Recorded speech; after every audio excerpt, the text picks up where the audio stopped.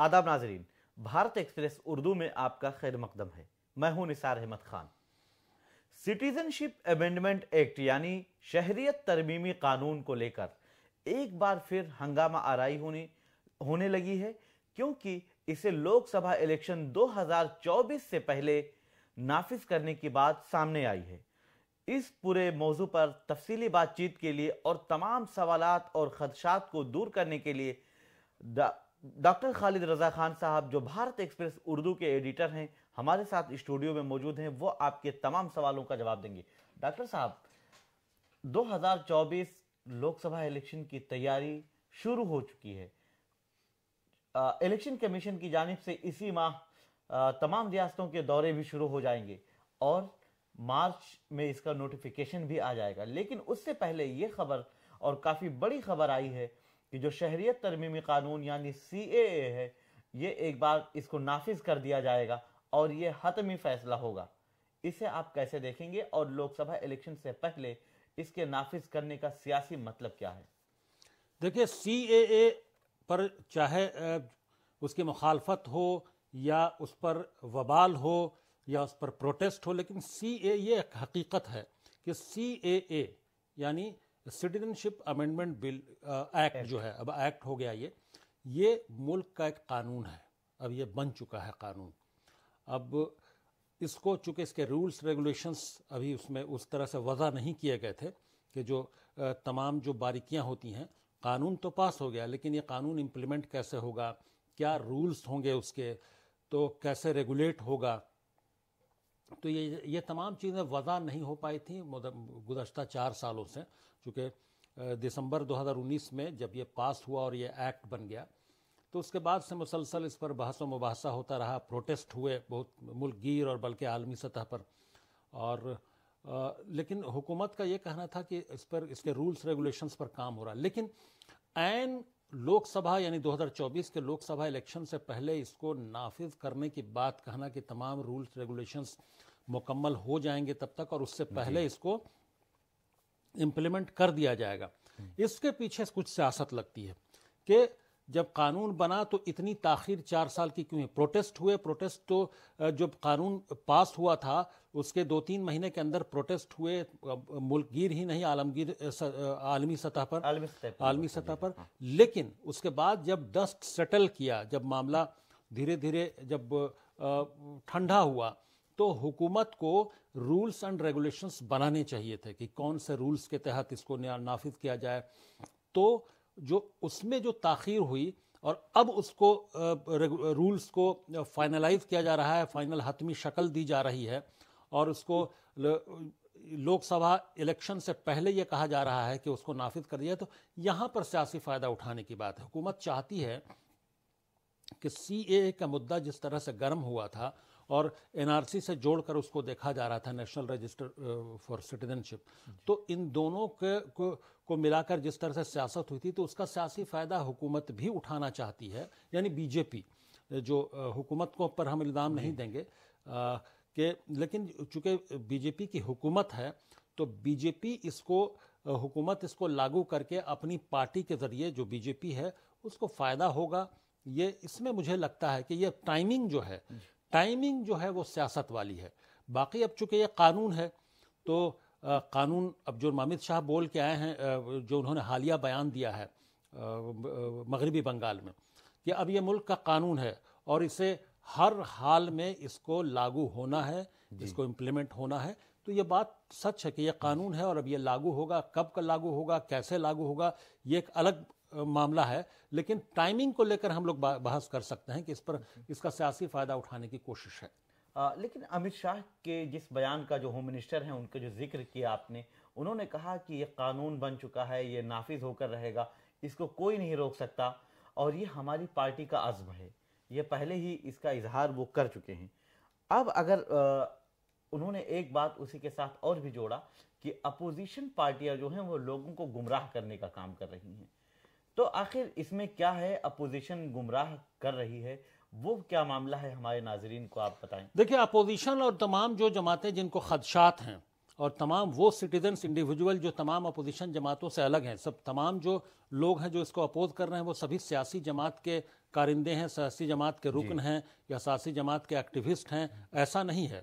کہ جو اپوزیشن پارٹیوں کے جو لیڈران ہیں، جو اپوزیشن پارٹیاں ہیں، وہ اگر اپوز کر رہی ہیں اور ان کے ساتھ اگر لاکھوں کروڑوں لوگ دوسرے سٹیزنز نارمل اگر اس کی مخالفت کر رہے ہیں، تو جو خدشات ہیں اس کو حکومت کو دور کرنا چاہیے. کیونکہ آخر کیا خدشات ہیں، بار بار حکومت کہتی ہے، امت شاہ یہ بول رہے ہیں جو ہوم منسٹر ہیں کہ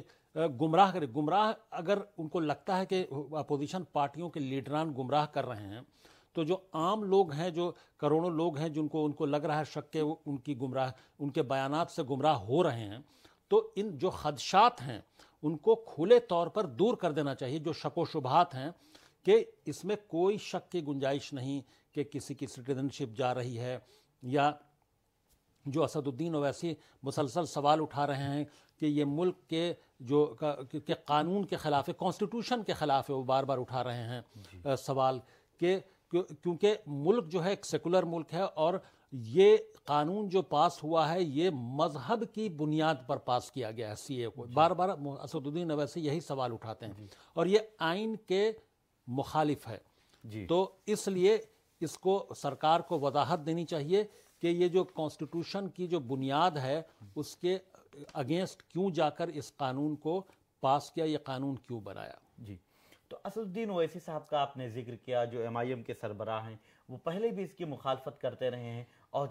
آج پھر انہوں نے ایک ٹویٹ کیا ہے اور اس کے بعد پورے معاملے پر اپنی آواز اٹھائی ہے، اور انہوں نے کہا یہ قانون کی خلاف ورزی کرتا ہے، اور یہ سی اے جو بنایا گیا ہے یہ مذہب کی بنیاد پر بنایا گیا، اس لیے اسے ملک کے لوگ تسلیم نہیں کریں گے. خاص طور پر ان کا ایک طبقے سے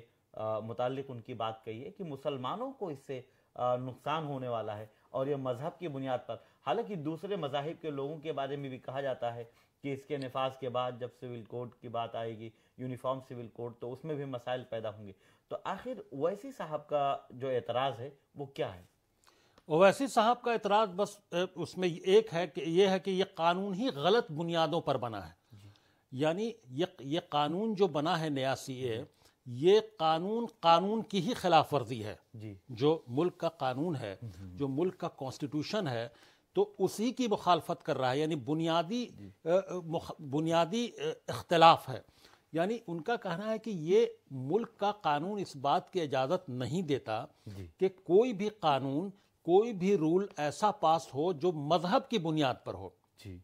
تو یہ قانون چونکہ مذہب کی بنیاد پر پاس ہوا ہے، اور اس میں مذاہب کو منشن کیا گیا ہے کہ جو بھارت کے جو پڑوسی ممالک ہیں، افغانستان، پاکستان اور بنگلہ دیش، وہاں جو مائنورٹیز ہیں یہاں، تو اس میں مذاہب کا نام لیا گیا ہے. تو مذاہب کا نام لے کر مذاہب کی بنیاد پر اس قانون کو بنایا گیا ہے. اس لیے یہ ملک کے بنیادی قانون کی مخالفت میں مخالفت ہے، اور اس کی خلاف ورزی کرتے ہوئے بنایا گیا. ان کا یہ پریمائس ہے، ان کا یہ موقف ہے. یہ اس میں جو تمام مذاہب شامل کیے گئے ہیں، جو افغانستان، پاکستان اور بنگلہ دیش کا آپ نے ذکر کیا، اس میں مسلمانوں کو نہیں شامل کیا گیا ہے. کیا اسی پر ان کا اعتراض ہے کہ اس میں مسلمانوں کا نام شامل کیا جانا چاہیے، یا پھر یہ کہا جاتا ہے کہ جو بنگلہ دیشی شہری انڈیا میں رہتے ہیں، یا مغربی بنگال یا آسام میں رہ رہے ہیں، جن کو درانداز بھی کہا جاتا ہے، اور کہا جاتا ہے الزام ہے ایک طرح سے، تو کیا ان کو ان کی شہریت بھی جا سکتی ہے، یا ان کو ملک سے بے دخل کیا جا سکتا ہے؟ اس طرح کی جو چیزیں ہیں یا خدشات بھی جنم لے رہے ہیں. دیکھیے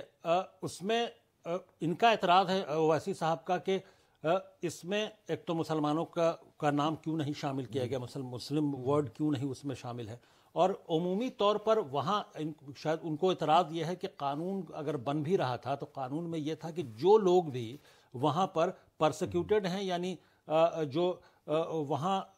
ظلم و ستم جھیل رہے ہیں وہاں کے ماحول سے، وہاں کے سسٹمز کی وجہ سے، ان تمام لوگوں کو ویلکم کیا جانا چاہیے تھا. اس میں مذہب کو بنیاد نہیں بنانا چاہیے تھا، اور اس مذہب کو جب بنیاد بنائے گا تو اس میں مسلمانوں کو ایکسکلوڈ نہیں کرنا چاہیے تھا، اس سے باہر نہیں کرنا چاہیے تھا. تمام عام طور پر یہ ہونا چاہیے تھا کہ جو بھی وہاں وکٹم ہے وہ یہاں آ کر سٹیزن شپ لے سکتا ہے. تو ایک تو یہ بنیادی ان کا اعتراض ہے، اور یہی مخالفت کی بنیاد بھی ہے ان کی۔ اور دوسرا یہ کہ خدشات یہ ضرور ہیں، کیونکہ اکثر یہ الزام لگتا رہا ہے جو بنگلہ دیش سے جو لگے ہوئے جو مغربی بنگال ہے یا آسام ہے، منی پور ہے، اور بھی بہت سارے ناگالینڈ ہے، تو ان جو نارتھ ایسٹ کے جو علاقے ہیں، جو ریاستیں ہیں، کہ وہاں جو ہے بنگلہ دیش سے کے لوگوں کی گھسپیٹ رہی ہے بنگلہ دیش، تو اس بنیاد پر وہاں چونکہ وہ ایکسکلوڈ ہو سکتے ہیں، اور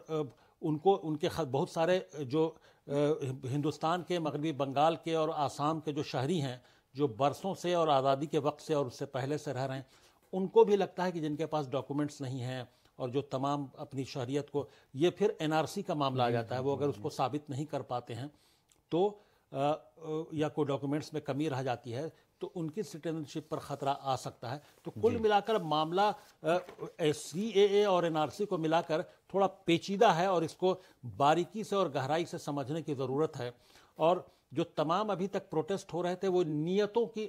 پر سوال اٹھا کر پروٹیسٹ ہو رہے تھے، کہ ان کا کہنا تھا کہ BJP کی حکومت ہے اور ان کی نیت صاف نہیں ہے۔ یہ بھی اعتراض ہے تمام اپوزیشن پارٹیوں کو، اور جو سٹیزنز بڑی تعداد میں جو اعتراض کر رہے ہیں، تو یہ تمام اعتراضات اور تمام جو پروٹیسٹ ہے وہ BJP اور BJP چونکہ حکومت میں شامل ہے تو ان کی نیتوں کی بنیاد پر ہے، کہ یہ نیت صاف نہیں ہے، اس لیے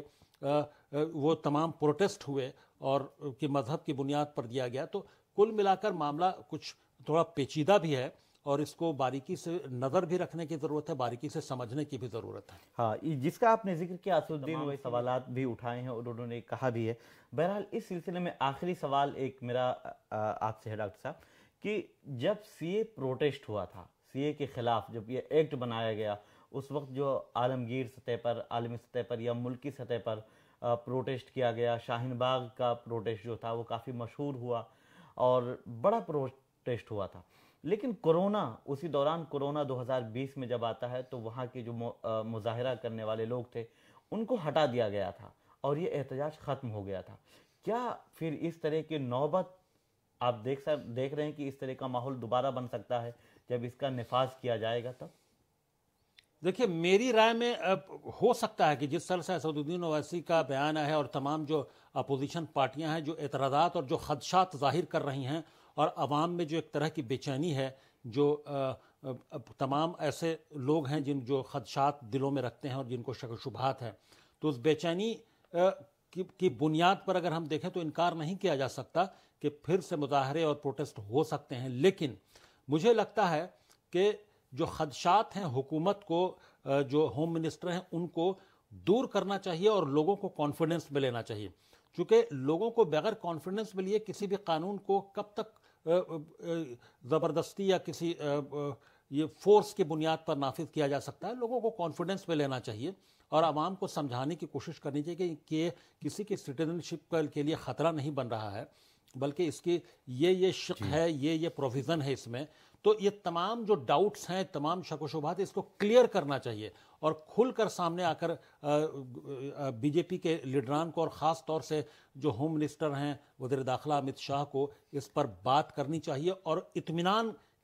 دلانا چاہیے ملک کی عوام کو کہ کسی کی سٹیزن شپ پر کوئی خطرہ نہیں۔ بہت شکریہ آپ کا ڈاکٹر صاحب۔ بہرحال سٹیزن شپ امینڈمنٹ ایکٹ کو لے کر، یعنی شہریت ترمیمی قانون کو لے کر جو ایک طرح سے شبہات پائے جا رہے تھے، انہوں نے دوبارہ جنم لے لیا ہے، بلکہ اس کو تقویت مل گئی ہے، اور جو سوال تقریباً 4 سال پہلے 2019 اور 20 میں اٹھایا جا رہا تھا، آج ایک بار پھر وہی سوال دوبارہ اٹھنے لگا ہے۔ اب دیکھنے والی بات یہ ہوگی کہ مرکزی حکومت اس کے نفاذ سے متعلق کتنا جلد فیصلہ کرتی ہے، اور کیا واقعی لوک سبھا الیکشن 2024 سے پہلے اسے نافذ کیا جاتا ہے۔ لیکن اپوزیشن پارٹیوں اور ملک کے عوام، یا خاص طور پر ایک مخصوص طبقے کی بات کی جائے جن کی طرف سے اس پر احتجاج کیا گیا تھا، وہ ایک بار پھر اس معاملے کو لے کر کیا رویہ اپناتے ہیں اور کیا ان کا پورا معاملہ دیکھنے کو ملتا ہے، یہ بہرحال آنے والے وقت میں ایک بار پھر ہنگامہ کھڑا ہو سکتا ہے، اور لوک سبھا الیکشن 2024 میں یہ ضرور موضوع بنے گا۔ بہرحال آپ دیکھتے رہیں بھارت ایکسپریس اور ہمیں دیں اجازت۔